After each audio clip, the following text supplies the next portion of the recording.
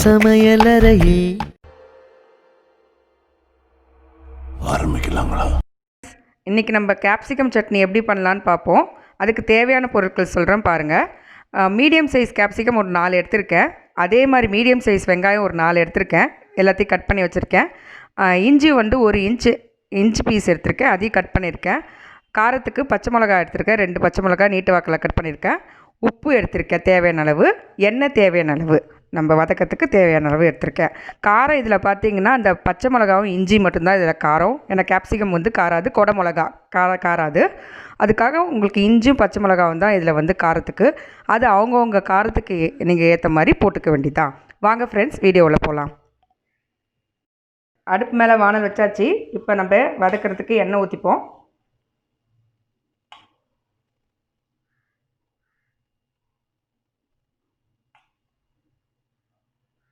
நான் ஒரு 4 டீஸ்பூன் எண்ணெய் ஊற்றிருக்கேன். நம்ம எண்ணெய் கொஞ்சம் சூடாகட்டும் ஃப்ரெண்ட்ஸ், ஒன்று ஒன்றா ஆட் பண்ணிக்கலாம். வாங்க ஃப்ரெண்ட்ஸ், எண்ணெய் சூடாகிடுச்சு. நம்ம இப்போ வந்து ஃபஸ்ட்டு ஆனியன் வந்து ஆட் பண்ணிக்கலாம்.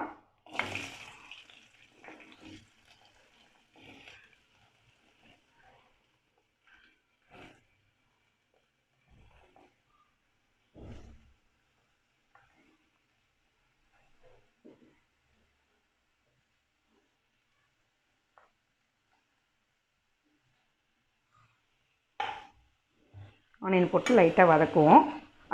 அது கொஞ்சம் கலர் லைட்டாக சேஞ்ச் அப்புறமா நம்ம வந்து பச்சை மிளகாவும் இஞ்சியும் போட்டு வதக்கலாம். கொஞ்சம் வதங்கட்டும் ஃப்ரெண்ட்ஸ். இதுக்காக நம்ம கொஞ்சம் லைட்டாக சால்ட் ஆட் பண்ணுவோம். சீக்கிரமாக வதங்கிறதுக்காக நம்ம லைட்டாக சால்ட் ஆட் பண்ணலாம்.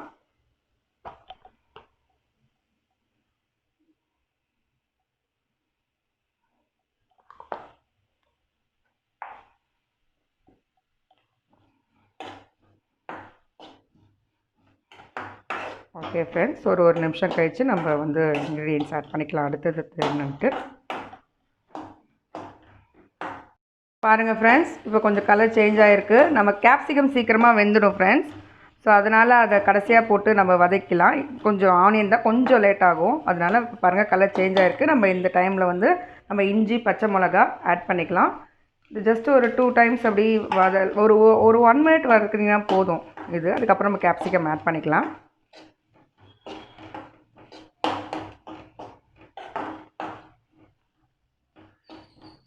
ஓகே ஃப்ரெண்ட்ஸ், அது கொஞ்சம் வதங்கிருச்சு. நம்ம அடுத்தது கேப்சிகம் மட்டும் ஆட் பண்ணலாம்.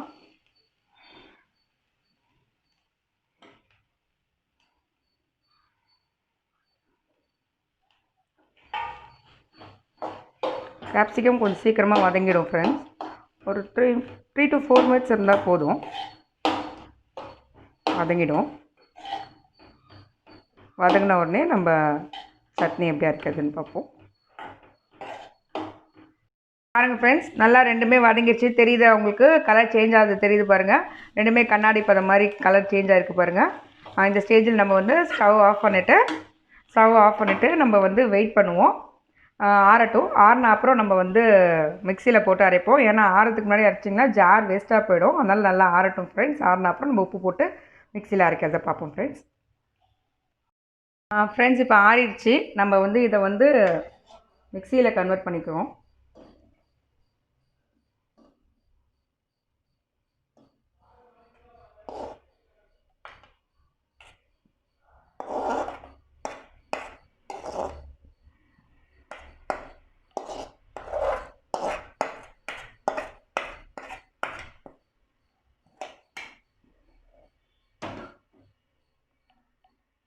வாங்க ஃப்ரெண்ட்ஸ், இப்போ உப்பு போட்டுக்குவோம். தேவையான அளவு உப்பு போட்டுட்டு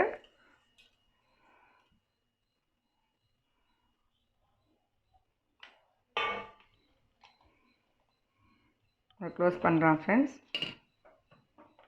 நம்ம அரைச்சிட்டு வந்து சட்னியை பார்ப்போம் ஃப்ரெண்ட்ஸ். பாருங்கள் ஃப்ரெண்ட்ஸ், நல்லா கிரைண்ட் ஆகிடுச்சு. நம்ம தண்ணி ஊற்றணுன்ற அவசியம் இல்லை, ஏன்னா ரெண்டுமே வந்து நல்லா தண்ணி விடும். நம்ம தண்ணியே சேர்க்க தேவையில்லை. நம்ம இப்போ வந்து தாளிப்போம். சட்னி ரெடி ஆகிடுச்சு, தாளிப்போம். அடுப்பு பற்ற வச்சுட்டு எண்ணெய் ஊற்றிருக்கேன். எண்ணெய் சூடாகுது. நம்ம இப்போ வந்து கடுகு போட்டுப்போம். கடுகு பொரியட்டும் ஃப்ரெண்ட்ஸ்.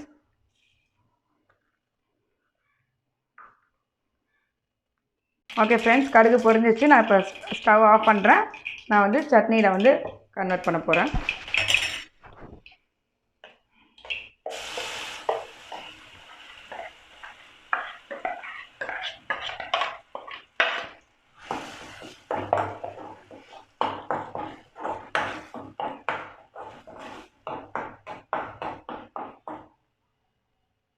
ஓகே ஃப்ரெண்ட்ஸ், நமக்கு இப்போ வந்து குடமிளகா சட்னி ரெடி ஆகிடுச்சு.